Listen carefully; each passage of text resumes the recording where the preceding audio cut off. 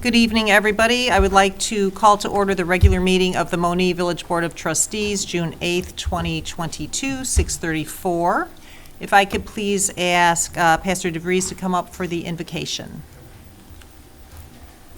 Certainly, and thank you, Ms. Mayor and trustees, for this opportunity. It's going to be my last time to pray for our village. As I told some of you, our family's going to be moving next month. We accepted a call to a church in Indianapolis, and so we've been able to serve the village of Monee for about almost 10 years, 9 years now. So it's been our pleasure and honor to try to do what Jeremiah 29:7 says, to work for the peace and prosperity of the city where the Lord has sent us. That's been our desire, and it's been great to see the Monee Alliance of Churches, along with our sister church, Second Place, and others like them, New Hope, and Living Creek, and there's a whole bunch of them. But it's been great to see that partnership together. So pray that it continues, and that's my prayer will be for tonight as well. So let's pray together. Can we do that? Mm-hmm.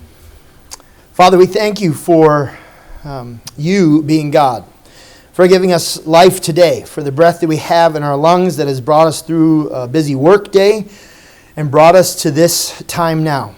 Lord, we recognize that everything we have comes from you. You are the Father of good gifts, and Lord, we just want to steward those gifts wisely and well. Lord, I do pray for each of the churches in this community, for the Monee Alliance of Churches, Lord, that they would all serve for the peace and prosperity of this community. And we thank you, Lord, for the good that has been done, the good that is continuing to happen now, and that will happen. Lord, I pray for Monee. Lord, I pray that it would be a city on a hill. Lord, that people from all around would see that it is a place of thankfulness, a place of loving your neighbor and doing for your neighbor what you would want them to do for you. Lord, I pray that this will be a place of unity, Lord, where the sin of racism would end and that walls would come down and you would bring about just a beautiful thing here on earth in this place. I pray for the mayor, for these trustees, for our chief, and all those who protect and serve this community. Lord, I ask your blessing over each one. So, Lord, that as we are blessed, we might be a blessing to those that live next door to us or across the street or around the corner. And so, Lord, thank you for the work you're doing here, and ask your guidance over all the decisions that will be made in this next hour and the ramifications that they would have into the future for this community. And we pray this all in Jesus' mighty name. Amen. Thank you. Please rise for the Pledge of Allegiance.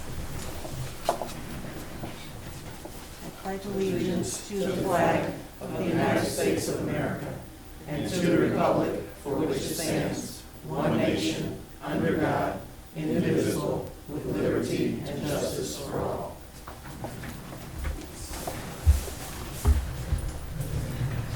Roll call, please. Trustee Gonzalez? Here. Trustee Henson? Present. Trustee Horn? Trustee Rakes? Trustee Wilson? Trustee Udris? Here. Thank you. Okay, open to the public agenda items only, please. Moving on to the consent agenda. Can I please have a motion to accept the consent agenda? So moved. Second. Any discussion? Roll call, please. Trustee Henson? Yes. Trustee Udris? Yes. Trustee Gonzalez? Yes. And clerk's report. Thank you, Mayor Bogues. Just have a couple things this evening. One, just remind everyone our early voting is coming up. Yay! And so those dates and times will be June 20th. That's a Monday from 9 a.m. to 12:30 p.m. June 21st and 22nd. That's a Tuesday and Wednesday from 9:30 a.m. to 4:30 p.m. June 23rd, the Thursday, from 1 p.m. to 7 p.m. June 24th, Friday, 9 a.m. to 4:30 p.m. And on Saturday, from the 25th, from 10 a.m. to 12 p.m. If there are residents that have not registered to vote and would like to do so, there is the grace period same-day registration available at the time that you come here. You must, of course, have your identification. 2 forms are required, one which must show your current voter's address. as well as photo ID. So driver's license, state ID card, utility bills, and the information continues and is on the website for additional information. And a report. Thank you. Under my report, we've got 2 presentations tonight. The first one is by Sawyer Falduto Asset Management. John Falduto is the managing partner at Sawyer Falduto Asset Management. John and his business partner, Thomas Sawyer, started Sawyer Falduto Asset Management in 2007 after 15 years of managing client investments via local bank trust departments. The firm is responsible for managing roughly $2.5 billion of assets, most of which are affiliated with local municipal entities. Sawyer Falduto has relationships with more than 50 Illinois fire protection districts, municipalities, and park districts. Sawyer Falduto is proud to have managed the assets of the Monee Police Pension Fund since 2014 and also have relationships with 173 other Illinois police and fire pension funds. So, John, welcome. Thank you. I'll step up here. Kind gentleman in the back had me taught me how to do this, so we'll see if we can get this right here. Control 7? Control L. Control L. Should be the full screen. There we go. And also, at some of your spots, I didn't have quite enough copies, but I did have hard copies of the same materials and had also emailed those ahead of time, so feel free to grab one of those along the way. First of all, thank you very much for the opportunity to come in and visit with you today. What I'd like to do is give you a quick introduction to our firm. There's a lot of pages here, but we're not going to go through each one of those pages in a lot of detail. The invitation today was reference to the investment services, I should say, that we provide to local municipal entities. As mentioned, we have quite a few Illinois police and fire relationships. For those who are familiar, those funds are actually being consolidated into a large pool for police and pool for fire at the state level, if you will. But we continue to have our relationships with fire districts and police, and municipalities, managing primarily reserve dollars. As everyone probably knows, interest rates have been quite low. So what municipalities and fire districts have been spending a lot of time on is looking at other opportunities to earn income in a very safe and secure manner within the Illinois Public Funds Investment Act, and then a local investment policy that's part of your rules and regulations, that type of thing. So that's what we've been doing quite a bit of work lately in those arenas, and that's what we'll talk about tonight. If you turn to page 2 of 30, or what's on the screen, just a quick introduction to our firm. My business partner, Tom Sawyer, we'll get the Tom Sawyer jokes out of the way on the front end. That is really his name, so we get Rush albums and books and things all the time. But long story short, Tom and I have actually worked together since 1991. We were part of bank trust departments until we started Sawyer Falduto Asset Management in 2007. We did that because the bank we were working for was bought, and that bank was much bigger. And the first question they asked is, Tom and John, we don't need you going to client meetings and handling clients. We need you internally running the department. That's not what we do. We build relationships with people and provide great service as well as investment management. And that's what we wanted to do and started our own firm. If you look at the bullet point, Sawyer Falduto Asset Management, again, started in 2007. We currently have 30 Illinois fire protection districts, 22 municipalities or park districts, and the mentioned police and fire funds. One thing I'm quite proud of with the police and fire funds is that we often interact with not only the police and fire pension trustees, but also the finance director and representatives of the municipality that are participating in those groups. We currently have about $2.5 billion under management. That number will be about $1 billion once the police funds that we still manage do consolidate, which is in process at this time. We are proud of our 100% municipal client-related retention rate as well. And some of those clients, Village of Broadview comes to mind, date back to 1991 when we started to work with them, and they followed us, and we've got several more like that. Tom and myself are our primary relationship people. You also see the team of folks that we have working with us. As you can see, much experience and expertise along the way. And then we do use Schwab Institutional as our custodian, holding all the assets of our client relationships, and that provides the safety for your assets in that they're held in a third party. We can't do anything other than manage the assets within that account, but you own that account exclusively, and no money can move out of those accounts in any way without your approval. If you look at page 3, a couple of quick bullet points. I won't read all of those to you. We are a registered investment advisor. We are specializing, as I said, in the municipal relationships, though we do have individual people that we do manage money for as well. The most important bullet point under our firm there is we're completely independent. We are not required to own any securities in particular. We're not required to trade through any institutional brokers. We aren't required to use any insurance companies, mutual fund companies, etc. We are completely independent and have the full gamut of services available to you.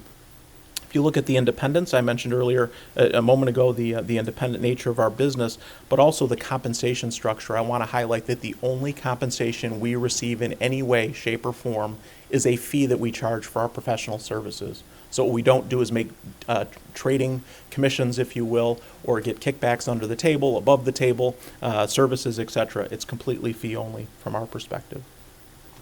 I didn't move my slide fast enough there. So if we go to the next page, page 4, the investment management process, just a couple of brief comments. You'll note at the top of the page there, you see develop investment policy. I'm not sure if you have your own municipal investment policy, but one of the things we often ask for is a copy of that, and we'll go ahead and help you update that if it's needed and work with anybody on the local side to make those adjustments. Determining asset allocation in these types of portfolios, pretty straightforward, relatively short term. Portfolio construction, utilizing only investments allowed, of course, by the Illinois Public Funds Investment Act, but also with an eye towards short term and safe versus long term with a lot of interest rate risk. We'll keep these portfolios very conservative. Our job day in and day out as a service provider is to monitor the portfolio and rebalance periodically as needed. So if there's an opportunity to improve the portfolio, put a little bit more money into the municipality's bottom line by investing in a security or selling something, buying something else, we'll do that, but it's not a whip and drive type approach. It's typically a buy and hold strategy with a little bit of maturity to some of the assets, meaning out 2 or 3 years of maturity, but then also securities that have a shorter maturity so that things are rolling off or maturing, available to either be used for projects locally or reinvested again as opportunity presents. From a performance reporting perspective, one of the things we take a lot of pride in is coming out to see you on a regular basis. We also understand that these meetings are generally pretty quick in some cases. So if we do come out to see you quarterly or semi-annually or whatever the frequency, we know that we usually will give you about a 1 or 2 minute report or an update and then be available for questions along the way, often dealing more with the finance people of the local municipality on a day-to-day basis. Feedback loop is important as well, understanding what your goals and objectives are. One of the fire districts we work for has 3 accounts with us. One is their short-term operating, so we expect monthly. They need money out of that to pay bills and things like that. They have an intermediate term bucket that they don't expect to spend, but they want to keep it very conservative because they may need it if something pops up. And then they've got their long-term reserve fund, and that fund is for fire stations that they might want to build in the next 5 to 10 years. So they have a little bit more maturity opportunity there to earn more income along the way. We can structure our portfolios and our accounts any way that's best for the municipality. I'm going to turn you back just a few pages and really get to where the rubber meets the road, if you will. And I'm going to ask you to turn to page, and I'm going to scroll forward in the PowerPoint here as well.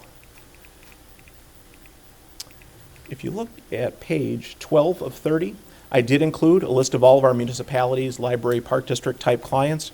And note that we don't just give you 1 or 2 that'll say nice things about us, but instead we give you everybody that we work with. That's, of course, based on their permission to do so. So you see a number of folks that you probably recognize names, or at least municipalities or entities. On the following page, we do include our fire protection district clients as well. Some of those certainly are in the neighborhood here. You may know some of those district trustees along the way.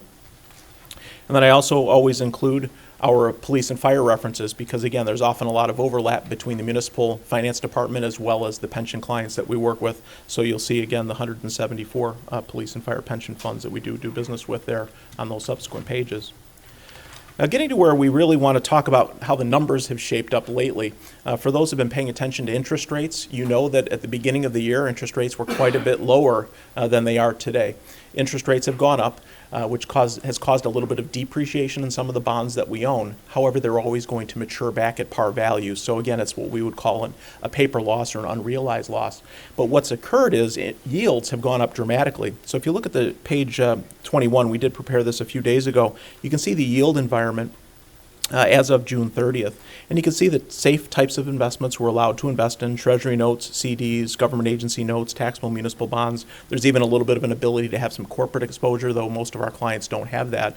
And you can see interest rates have gone up quite dramatically, up to 2.25% for the 1-year treasury, 2.64% for a 2-year, even up to almost 3% on a 3-year treasury. And again, we're talking about extremely safe and secure type investments. per my conversation with Daryl, we talked about the right-hand side of my report, or hard copy if you're looking at that, or page 22. We put together, and we do this for all of these types of presentations, a look at a sample portfolio. If my colleagues had put this together a couple of days ago, what would it have looked like if it was a $5 million investment and the types of securities that we talked about a minute ago? And you can see we've got it broken down by 2022 maturities, 23, 24, and 25, so roughly out about 3 years maximum. And you can see if you look at the underlying description, the types of securities, again, those very safe and secure. Market value, just the breakdown, we just laddered it out about $1,250,000 for each time frame. You see the average yield today and the estimated annual income. So you total that all up and you get down to the bottom of the page there. You see the total portfolio value of about $5 million. The average yield on the portfolio, about 2.45%. You net out the 0.2% on an annual basis that we charge in terms of our management fee. You get to a bottom line of 2.25%, or about $112,000 of income on an annual basis. If you look at the typical bank account statements these days, where you may have some deposits and things like that, I think we all know that you're looking at a couple of 0.1% if you're lucky. So this certainly enhances yield in a very safe and secure way.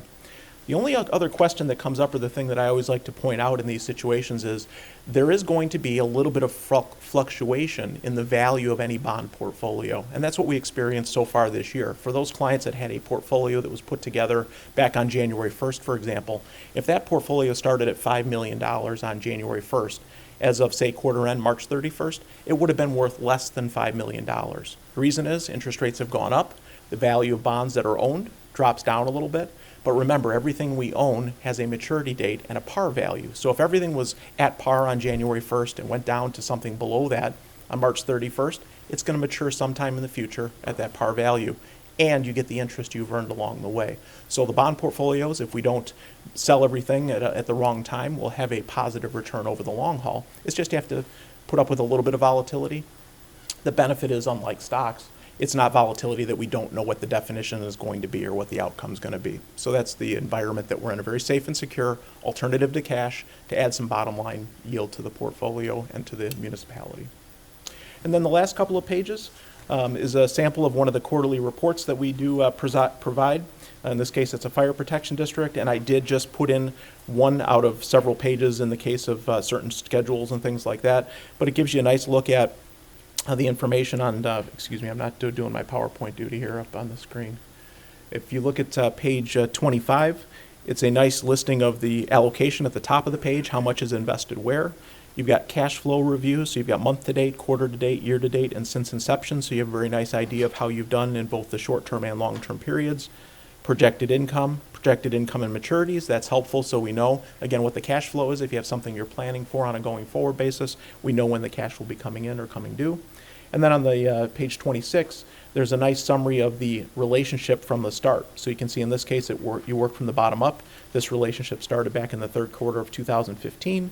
You can see what the start value was, the inflows and outflows in terms of cash flow that's not investment related, the ending value, and then a sum of how much has the fund actually made during the window of time that we've worked together relative to the returns.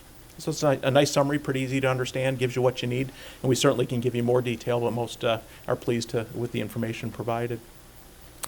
Page 27 is a sample of additional information in that report, gives us a little bit more of the demographics of the portfolio. We also include on page 28 a list of the investments that are held as of that period end.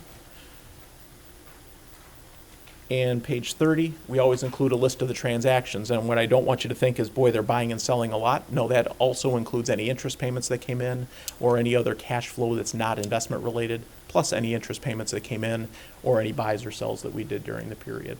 So we try to give you a nice comprehensive report, relatively to the point, but of course there's a lot more information that we could provide if there was something you've seen in the past or elsewhere that you'd like to see. So that's who we are, that's what we do. We're pretty straightforward. I think we're pretty easy to get along with. We put a high level of focus on not only managing the money every day, but also being very accessible. And I think anybody that you called on the list of, whether it's a pension fund or the municipal entities, if you asked if they're pleased with customer service, I think we'd get an A+ from everybody, and I'm confident of that. Are there any questions that I can answer for you? Or if I can't answer them tonight, I'll get back to you certainly with an answer later. How did we find you? So we manage the Monee Police Pension Fund. Oh, the police, And okay. we had met those guys via the networking that we do, that kind of thing, and I think they've been pretty pleased with what we have done in the past. And then Daryl had given me a call and asked if I'd come in tonight. And that's how most of our municipal relationships have actually started. We really started Sawyer Faldudo with, after we had built a footprint in the police and fire arena. As I mentioned, the bank was sold.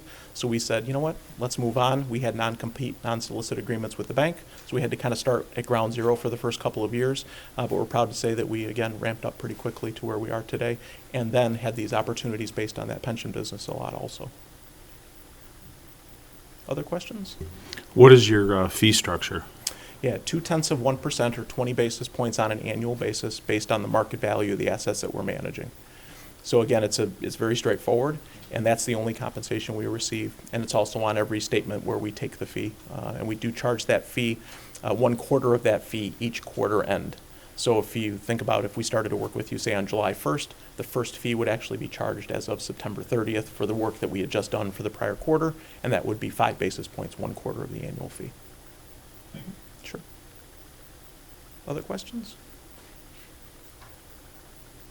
Very good. No, thank you. Thank you, John. I appreciate Appreciate the it. opportunity. Thank you. I don't know how to, that helps.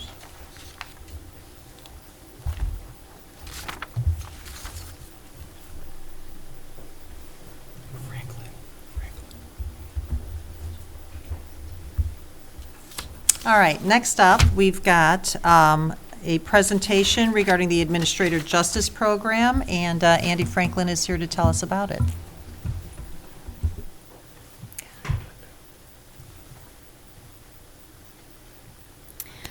Thank you all so much for this opportunity to come talk to you tonight. As she said, my name is Andy Franklin. So if you hear Andrea Franklin or Andy Franklin, it's the same person.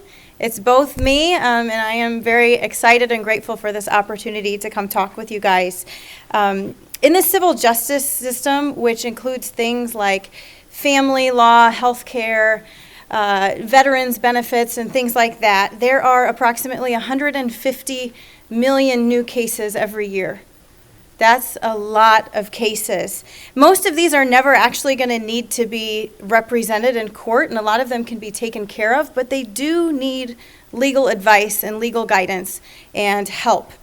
And so while the law provides many legal protections for the vulnerable, a lot of times if you don't have the legal expertise, you're not going to be able to find that. So somebody like me, I'm not going to be able to access that information and to find the information that I need.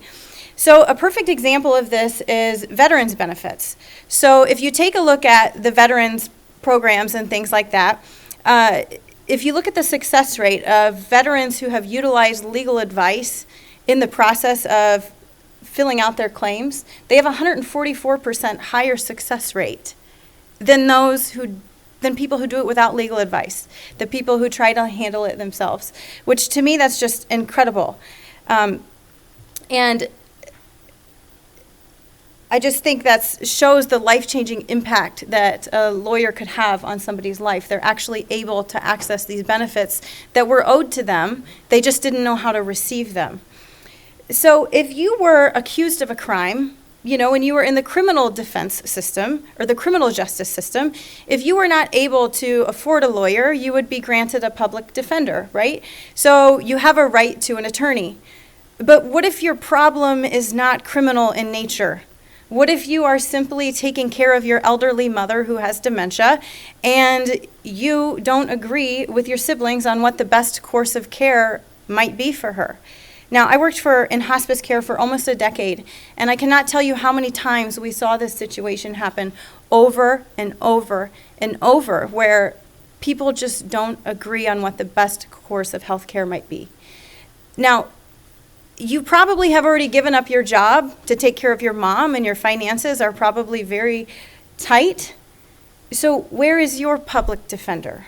Where does this person come in to help you make these legal decisions that you can't actually afford, right? Where does that come from? How do you get the help you need? So it's no mystery that lawyers cost money, and it costs a lot of money. 1 in 3 people can't actually afford legal services. So despite the fact that this country is built on a foundation of justice for all, right? We said it when we started this meeting, liberty and justice for all. Despite the fact that that's how we're founded on, a lot of these people can't actually access the services that they need. Approximately 41 million Americans are turned away from legal care every year. So I want you to take a trip with me up to Chicago. All right, we're going to go to Soldier Field, and we're going to sit in the stadium, and we're going to pretend that the Bears are going to win. Okay, sorry, I had to say it. Maybe it'll be this year. This year's our year, right? And so we're going to sit in the stadium, and every single seat in that stadium is filled with someone from a low-income situation. That's a lot of seats. And they all have legal care that they need. And to take care of this problem, we're going to march in 6 lawyers. That's the kind of ratio we're talking about for these low-income families.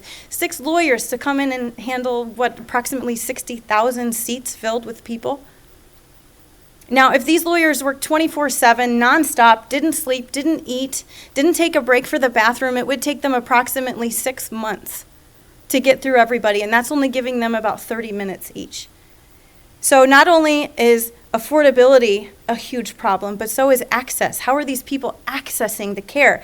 In fact, approximately 40% of American counties either have 0 attorneys or only 1 attorney for every 10,000 people. It's incredible to me.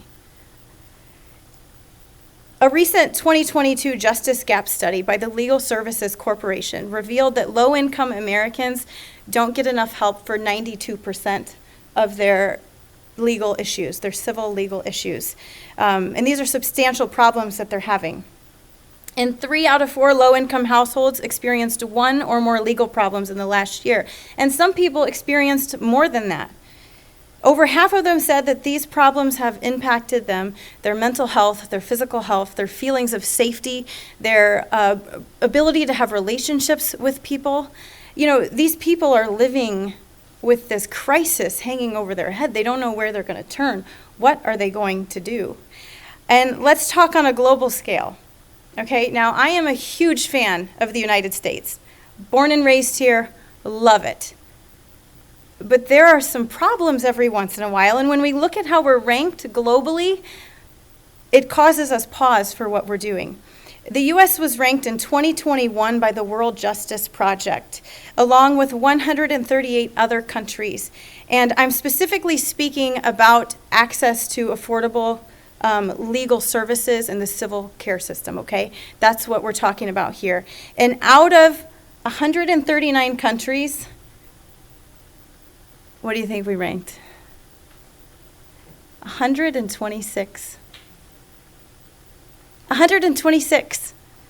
Now you might think, well, hey, we're not last. Well, guess what?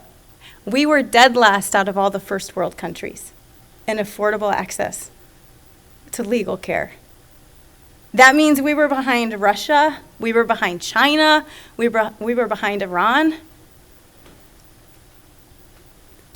So there's got to be something here, right? And we're headed in the wrong direction too. Since 2015, we have dropped 40 ranks in that report, down to 126th. And again, I'm specifically speaking on the affordability aspect.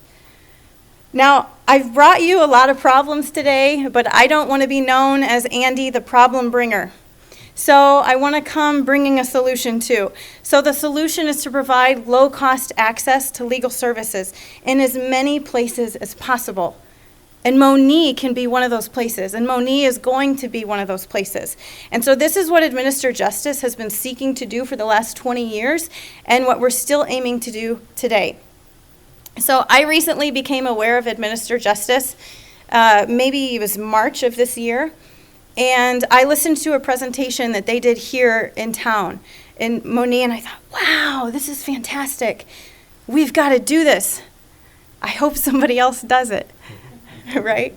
And I even said to the powers in charge, I thought, I said, this is great and fantastic, and I'm on board, and I would love to do what you need, but I'm busy, and I don't have time, and I got lots of kids, and if we could just, let's just give some space for somebody else to volunteer, right? Somebody else will take the lead. But if not, you call me, and I'll be your gal. Now, my justice had already been on my heart. I had read a book earlier in the year about some of the injustices in the system for low-income families, and so my heartstrings were already being pulled, and I was primed and ready. But I had all these excuses, right? I'm too tired. I'm too busy. I got kids. I don't know what I'm going to do, and whatever the excuses of the day that prevents people from actually getting off their couch and making a difference in their community. And so I said all those. But then a couple of weeks later, the powers of be said, hey, so surprise, nobody volunteered, right? And so as a woman of my word, I said, all right, I'm your gal, I'll do it. And so since that day, I have started all the administrative justice training, and I have been so glad that I did, and I am so excited to be bringing this to the community. So here I am standing before you as the first ever Justice Champion. That's my title. I'm the Justice Champion for Southland Gospel Justice Center, which is opening on July 9th here in town. So we are so excited for that. And actually Monee Free, so Pastor Kevin, their building is allowing us to use their facilities for this until we're able to use our own building for these facilities. So that's just past Amazon. And we will be doing that, like I said, July 9th, starting at 9 a.m. So we'll be open the second Saturday of every month, indefinitely.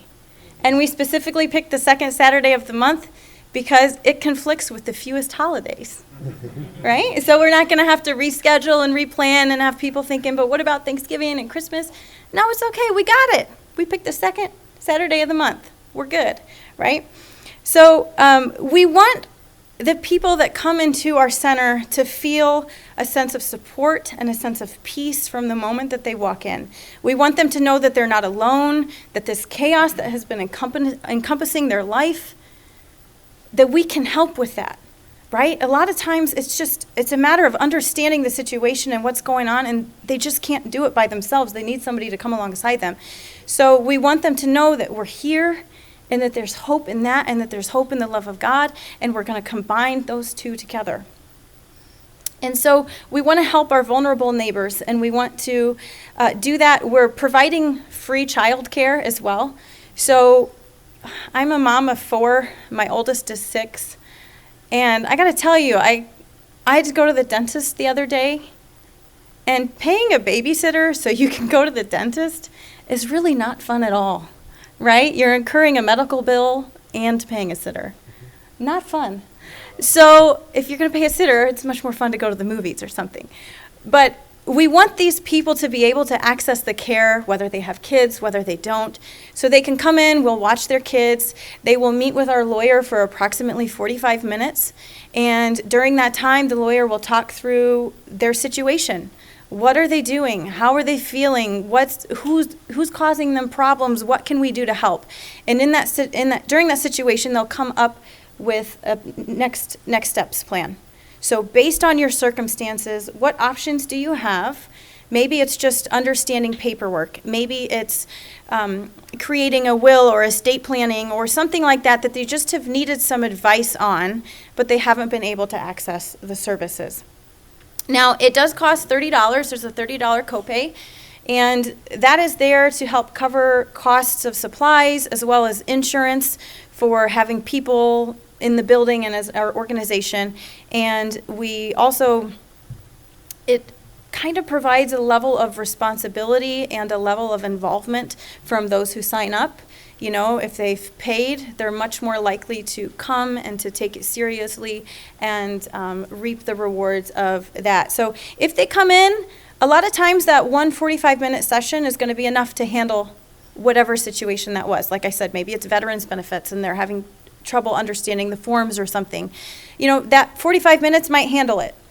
It might be a situation where they need to come back. Maybe the one 45-minute session wasn't enough and they still feel like they need more.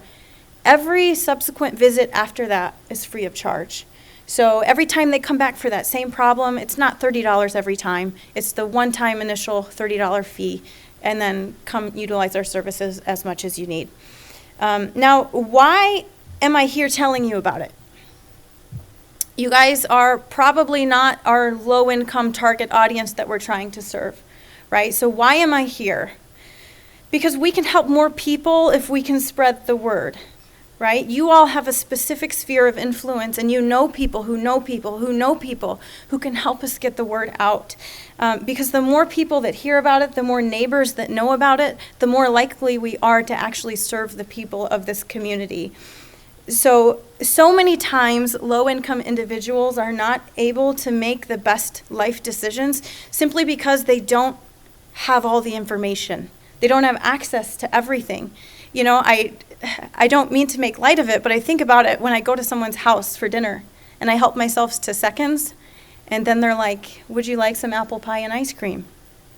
Had I known there was going to be apple pie and ice cream, I would not have had seconds, right? You need access to all the information in order to make the best decisions, and that's what Southland Gospel Justice Center can help do for these people, is to help them understand the big picture of the situation that they're in, what their choices are, what options they have, and the best way to move forward so that they're making better decisions.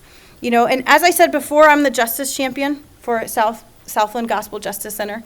That means that I am the contact person between Big Administered Justice, which is a non-for-profit on a national level, and the communication for the local piece, which is Southland Gospel Justice Center.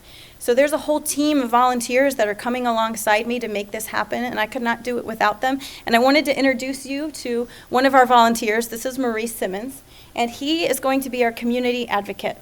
So what he's going to be doing is reaching out to those in need in the community, trying to build those relationships with different organizations and spread the word about what we're doing. So if you're thinking, as I'm talking, wow, they should really talk to this person, or they should really go do that, Maurice is your guy.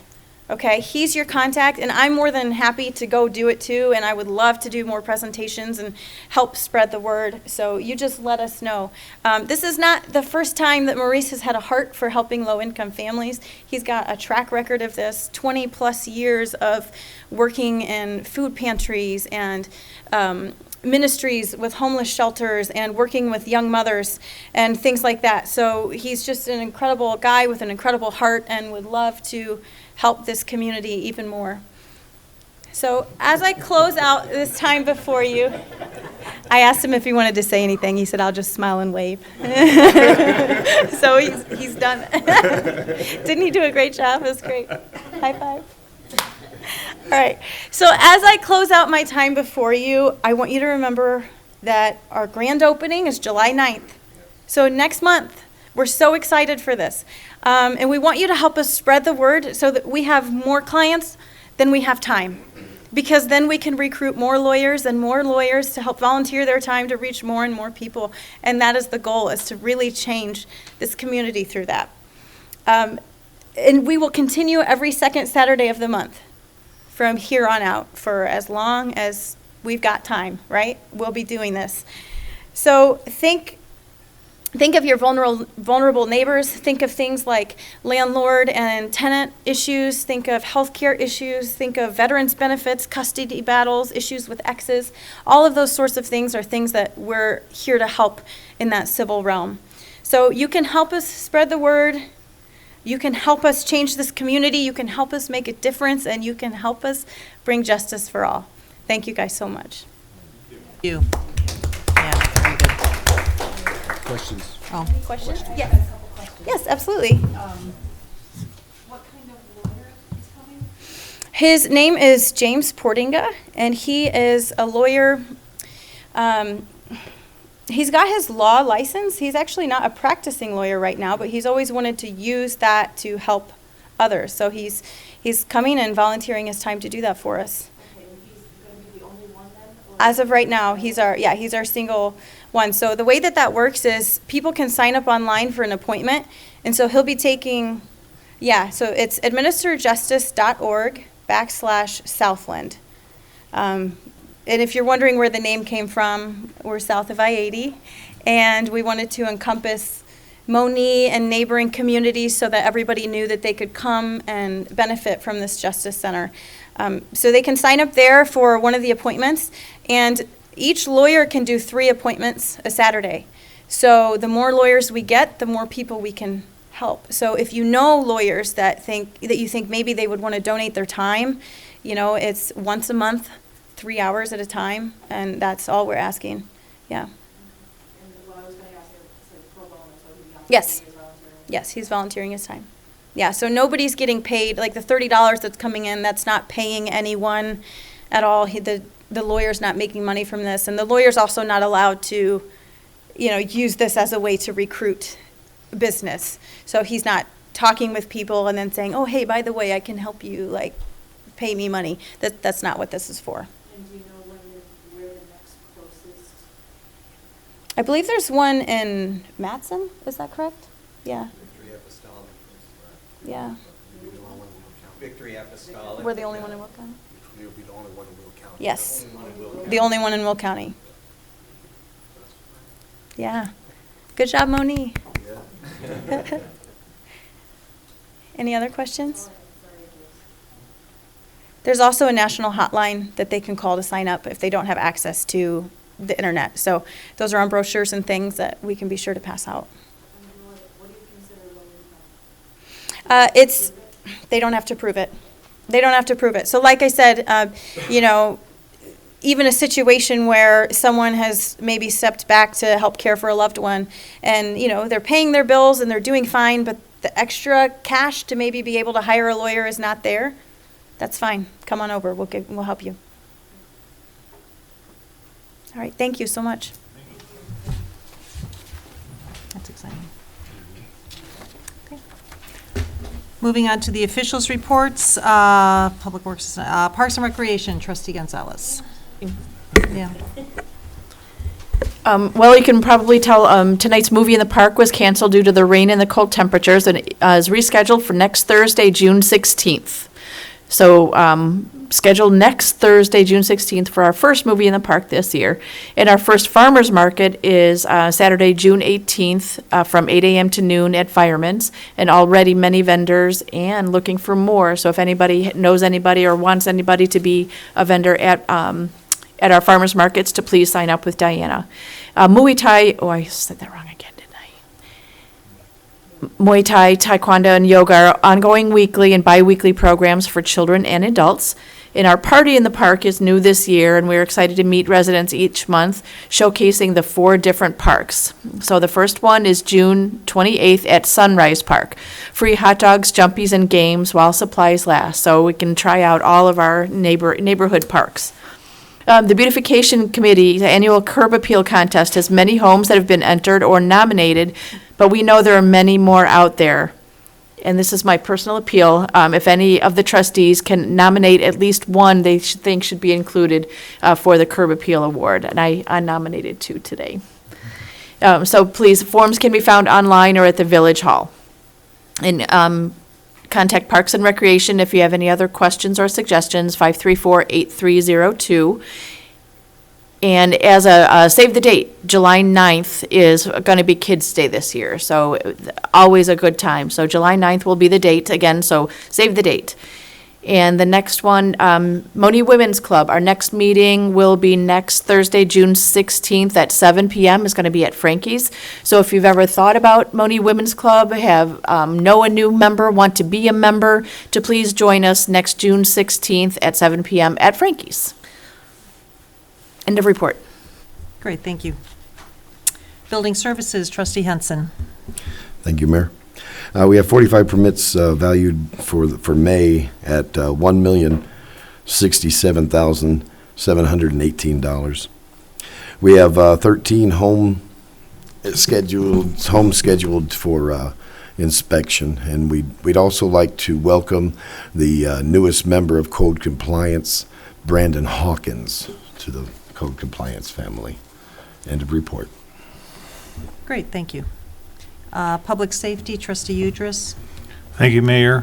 From Emergency Management, on May 27th EMA assisted the Monee Police Department with traffic control for an accident that took approximately 3 hours and 43 minutes that they volunteered their time there. On June 1st, EMA also assisted Will County EMA with 3 traffic units for a fatal accident on Peatone Wilmington Road and Center.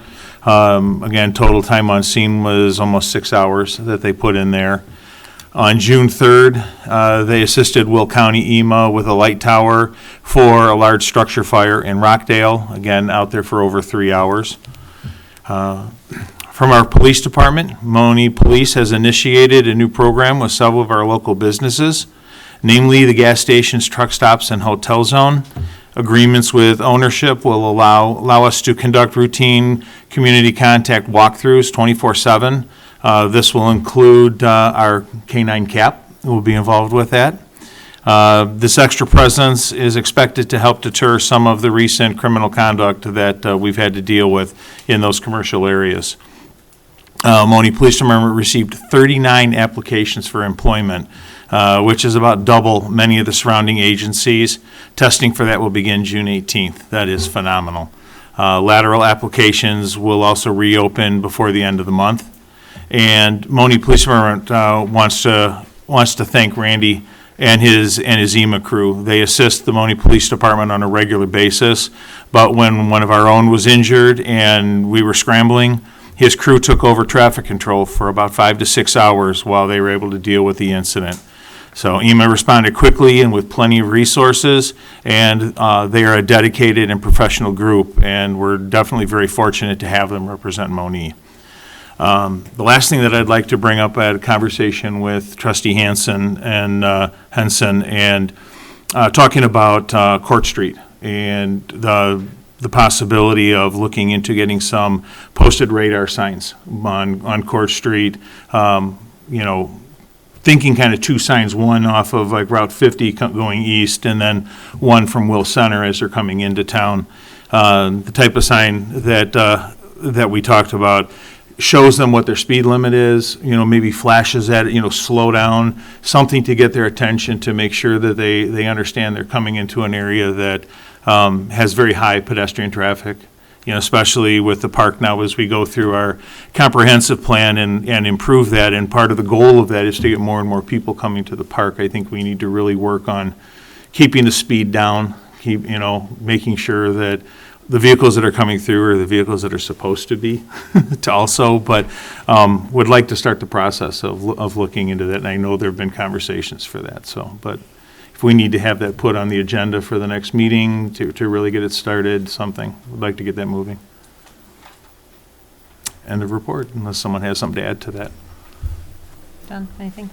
I had taken a few phone calls that were asking about that and about Court Street and the speed limit. I guess just as an example, one of the neighbors seen a dog run across the road toward Gulf Vista, and a small child runs right along behind him, and then just a few seconds later, somebody comes flying down. And took a few phone calls last week about it, and I have talked with a lot of you about it. And I turned it over to our public safety trustee, and I just hope that we could do something and get this done. Okay, perfect. Thank you, gentlemen. Thank you. Attorney's report. Larry? Thank you, Mayor. I have 2 items for the board's consideration. The first item is that we are, through Jeff, is getting a grant of easement from Dunkin' Donuts, the proposed Dunkin' Donuts, 5737 West Monee, Manhattan Road. They are granting an easement over to the village for stormwater. We, at this point in time, need a board's approval authorizing the mayor to execute the same on behalf of the village of Monee. I'll make that motion. A second. Any discussion? Roll call, please. Trustee Henson. Yes. Trustee Udris. Yes. Trustee Gonzalez. Yes. Mayor Bogues. Yes. Thank you, Mayor. The next item, if the board recalls, we entered into a redevelopment agreement with Second Place Church. I believe Pastor Short is here tonight.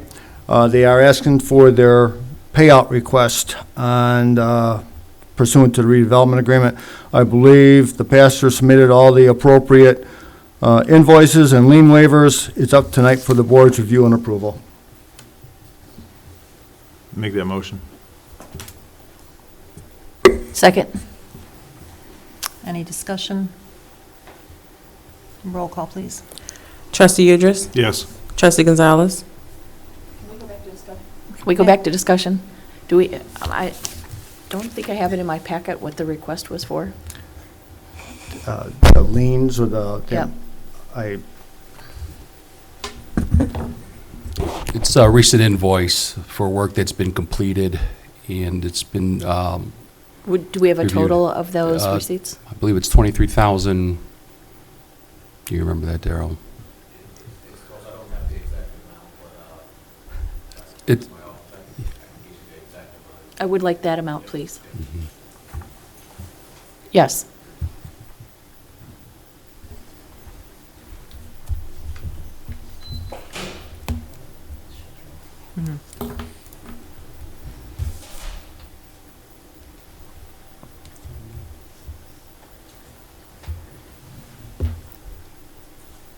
You probably know that total off the top of your head,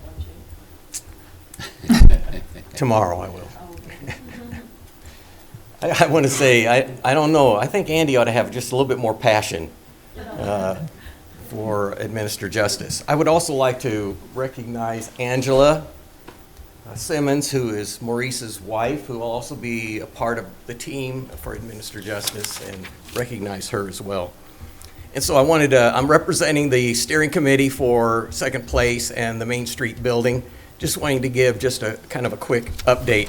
We are working with a general contractor, and that is Integral Construction, who worked on the building next door. The majority of the interior demolition is complete. We're working on permit responses and revisions per village and Will County Health Department requests right now. Our general contractor's been in the process of putting together a construction team, but we have had a bit of trouble finding an electrician available before late fall to be able to help us. And however, last Thursday, I had somebody suggest Kavanaugh Electric in Frankfurt, so I gave him a call. A gentleman who does their estimates came out that afternoon, walked through the building with me, and told me yesterday that he will have a bid into our office later this week. So that's good. So he's aiming to submit that bid, which is great. Bottom line, though, construction start is to be determined, waiting on, obviously, available contractors that will help us begin to make it happen. A couple quick items regarding the upstairs apartments, which are not TIF eligible. Operation Nehemiah, which is a nonprofit organization made up of a lot of experienced tradespeople who donate weekends to nonprofit projects like ours. They're looking at tackling the upstairs residence hall and just providing the labor, the electricians and everything that would be necessary to make that happen. And the Barnabas Foundation, which is in Crete, they have also contacted us, heard about what we're doing, and they would like to bring some volunteers to help us and do some work on the Main Street building. So we're continuing to try to move things forward as we go. So anyhow, that's a quick update. The amount, Trustee Gonzalez, is $23,974.17.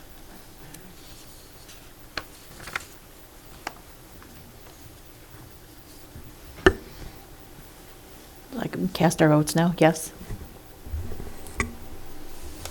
Yes, so we have a first and a second, and we started with Idris, and are you still a yes? Yes. Okay, Trustee Gonzalez? Yes. Trustee Henson? Yes. Mayor Bogues? Yes.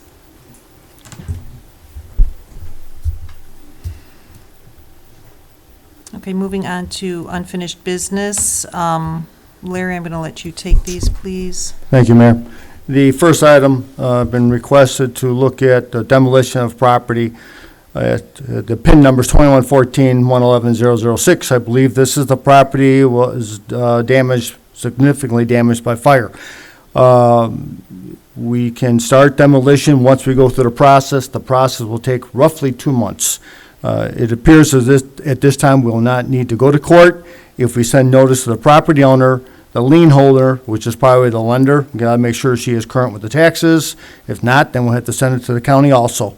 Notice will be posted. We'll start this process, if the board deems appropriate, on Monday. So it's up for the board's review and consideration.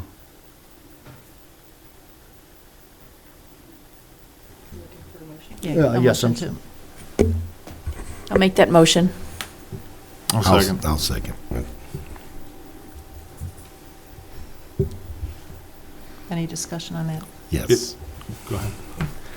Now, that would be us as Monee that would be doing the demolition? Yes, And sir. then how would we be repaid for, would we get repaid for that, or would that be something that would be? There's two options. One, you can go out for bid on it. I'm not sure what it would cost to demo that facility. The board has the right to put a lien on that property once the work is done, depending on if there's equity in there. I looked at the initial title search. I doubt if she's got any equity. The loan was pretty recent. So you could put a lien against it, but chances of collecting are probably slim.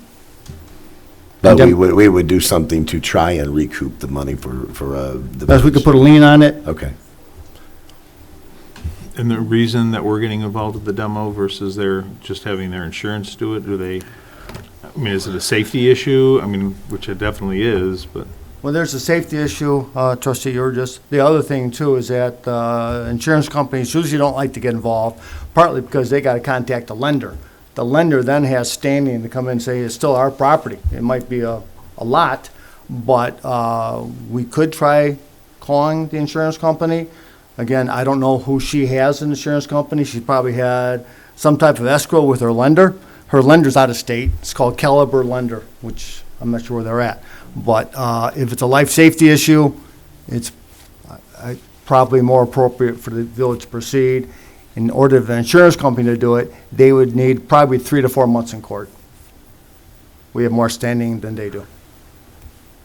And Romy asked me to sort of proceed with it. I guess he's getting complaints from neighbors, and I guess I understand some people who aren't owners living in there, so he asked me to proceed. But the neighbors are concerned. Any other questions? Roll call, please. Trustee Udress? Yes. Trustee Gonzalez? Yes. Trustee Henson? Yes. Mayor Bogues? Yes. Thank you, Mayor. The next item, if the board recalls, we signed a letter of intent with the property on Governor's Highway. I believe it's 90 acres. I believe the owner is the Bonema Trust. We did due diligence on it via soil boring test through Jeff's help. The soil boring test came back, as we would expect, very good. So at this point in time, we do have the right, if the board deems appropriate, to draft a contract to purchase that property. The boring test came back good, so it's up to the board if they want to proceed now to purchase that property. If so, you need a motion to authorize the drafting of the contract. I'll make that motion. Second it. Any discussion? This is the property that's on Oak Street, that's off of Oak Street, kind of behind Walker's Grove? that would- Correct. Okay, Yeah. make sure.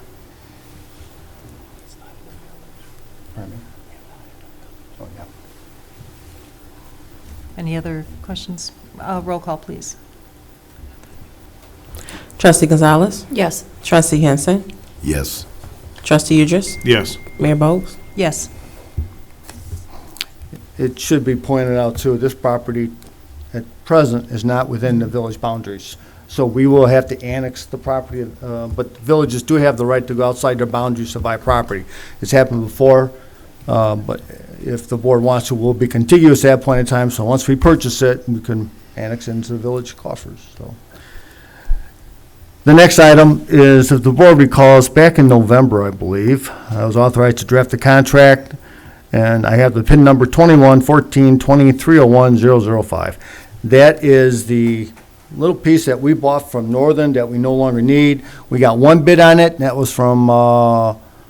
and Mrs. Mostert for $16,000. I drafted a contract. They came back with a couple questions regarding the terms of the contract. I think those have been ironed out regarding landscaping, about fencing.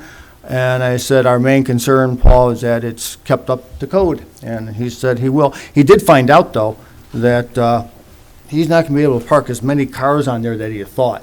There's 2 pipelines on there.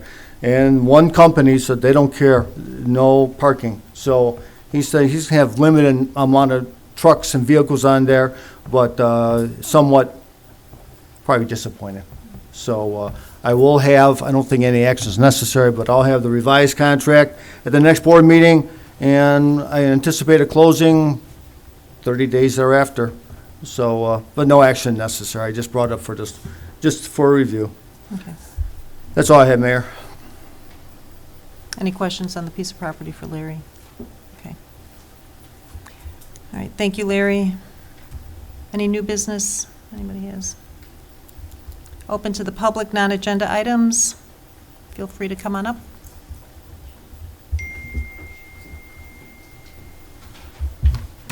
Good evening, everybody. Just doing my monthly report on the Monee Heritage Center and what we're up to. First of all, I'd like to just start out by saying thank you so much to the board for all of your support through this whole process and through our first year of existence. We're coming up on our first year anniversary. Been a lot of trial error, a lot of things we're doing and changing around, but we are headed in the right direction. And with your help and support, which you have been in flagging in supplying, we feel like the future is nothing but bright. So thank you very much for that. I am now a commissioner on the Will County Historic Preservation Commission, and I've had the opportunity to speak with a lot of different historical societies around the county, and I think I'd be very honest in saying not every village has the kind of partnership that we have here between the village administration and the governmental part and the historical society. So thank you very, very much for the support and the wonderful working relationship that we have. Just wanted to bring you up to speed on a few things. We had the Crete Monee Educational Foundation for their gala, and it was very, very successful. Small gathering fundraiser for them. The Mavericks are going to be holding their baseball registration. Diana's venues were kind of booked, and so she came to us and we said, yes, we'd love to have the Mavericks there. That gives us a whole nother opportunity to be of use to the village and get new residents in who may have not been in before. So any opportunities like that, we are very, very open to. We will also be participating in the farmers markets this year. We have our copies of Our Roots Are Deep, the history of Monee. We'll be selling those. And we also had a quilt that was specially made for us to raffle off, and we'll be selling raffle tickets for that quilt. Our Heritage Days for the summer are June 18th. We'll be doing an antique show and tell, so the public is invited to bring in something of interest, and we'll have a program where we can guess what they are, or just you'll be able to tell a story about your antique or toy or photograph or whatever you have. On July 9th, we're having Crow's Head Cooperage coming in. That's Lauren Bootmeyer, who's opening up a cooperage in town and hoping to have a distillery and rickhouse and bed and breakfast. And he will be doing demonstrations on how you make a barrel and how they did it the old-fashioned way, because he is an artisan cooper himself. And then the third Heritage Day will be on August 13th. We scheduled the second one to coincide with Kids Day, and the third one will coincide with Poochapalooza. So we haven't figured out exactly what our programming will be, but it will have something to do with canines. We are continuing with our history book club, our mystery book club, our scrapbooking group, and our story time. Those are continuing every month and a couple times for the kids. On July, now the big one I wanted to tell everybody else is on Monday, July 7th, or July 18th, we will be having the Will County Historic Preservation Commission doing an open forum at the Heritage Center. This is open to everyone. What we're doing is we've commissioned a new study to put together a comprehensive historic preservation plan for the county that will, it won't override municipal plans, but it will be to help make some guidelines along the lines of such things as demolition by neglect, what kind of laws you make to consider that, and other guidelines to do with historic preservation. So this is a great opportunity, as Monee does not have at the current time its own historic commission that oversees things like that. We'll be able to piggyback on it, see what's going on. I've talked to Ruben, and he's got information about some of the other examples of historic commissions in other counties surrounding us, Kane County, McHenry, and Kankakee. So those will be kind of the template we'll be using for a county-wide commission. And this will be a great opportunity for us to give input, say what we think would be a good one for here, and to kind of get on the bandwagon about forming our own historic preservation commission for the village of Monee. So I'd like to invite everyone here to come to that, and anyone that you know that might have a stake in it, to please ask them to come. We'd like to fill up the building so that the county knows that in Eastern Will County we pay attention to things like that, and that we want to say in our destiny. And that is the end of my report for tonight. Thank you very much. Thank you, Kristen. Anybody else? Hi, everyone. I want to introduce myself. My name is Vanessa Jaco. I've started a new business called Chopping Up with Vanessa J. So I've been doing business for a little over a year doing keto meal prepping. So now I have advanced to the next level. I have my food truck. And so I also be at the farmer's market next week selling keto meals. So those of you who are trying to watch your carb intake or sugar intake, stop on by my truck. I plan to have good, delicious keto meals and also some raffle giveaways as well. So, Awesome. thank you so much. Thanks, Vanessa. Anybody else? All right.